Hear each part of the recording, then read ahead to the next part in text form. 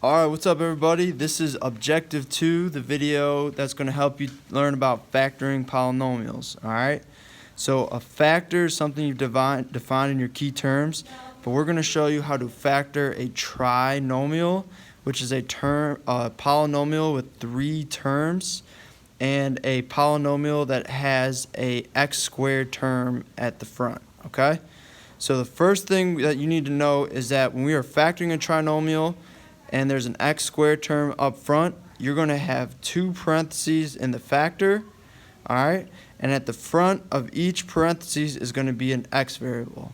Okay, we'll go over why later on in this video. Alright, but all you need to do to figure out the factors for this trinomial is we are going to use a graphing tool to help us do this, alright, which is Desmos. So we're going to go to Desmos and you're going to enter the trinomial that's given to you, okay? So in Desmos, I already entered x squared subtract 9x subtract 10. And in this Desmos tool, you're going to look for your x-intercepts, which we define as zeros, which is -1, 0, and 10, 0. So these two numbers, the x value of each 0, is what I'm going to use to create my factors in my trinomial. So in my actual factors of parentheses, I'm going to take my first x-intercept, which was -1, and in my parentheses, I'm going to flip the sign. So if it's negative on my graph, it's going to be positive in my parentheses, but what I write is +1. And my other x-intercept was 10. So it's positive on my graph. So in my parentheses, I'm going to flip the sign. It's going to become negative, and I'm going to write subtract 10. Okay? So I can check my answer to make sure these are the factors of my trinomial by multiplying, which you should have learned in the first video. Alright, so I'm going to multiply these just to check my answer.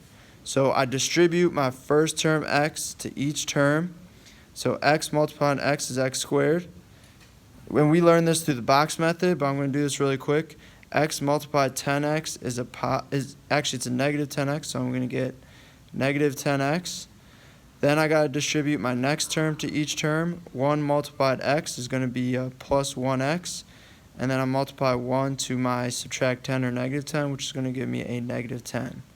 Then what I do is I combine my like terms, which are these 2 x terms in the middle that have the same variable with the same exponent. Alright, and when I combine negative 10x and plus 1x, I'm going to get subtract 9x, okay? Then I bring down my other 2 terms that cannot combine with any other terms. So I'm going to have x squared and then I subtract 10. And if I notice, this matches the trinomial I started with. So that is why these 2 parentheses right here are my factors for the trinomial above. Okay, we're going to look at one other example. Alright, so I have a trinomial. It has 3 terms, and the first term is x squared. So I already know automatically my 2 factors are going to be 2 parentheses with x variables at the front. Then I'm going to plug it into Desmos. Okay?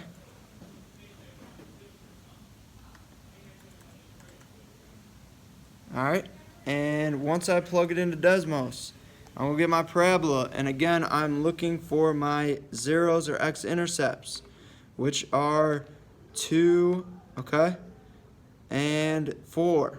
So then I go back to my factors. They were both a positive 2 and a positive 4, so in my factors I'm going to switch the sign.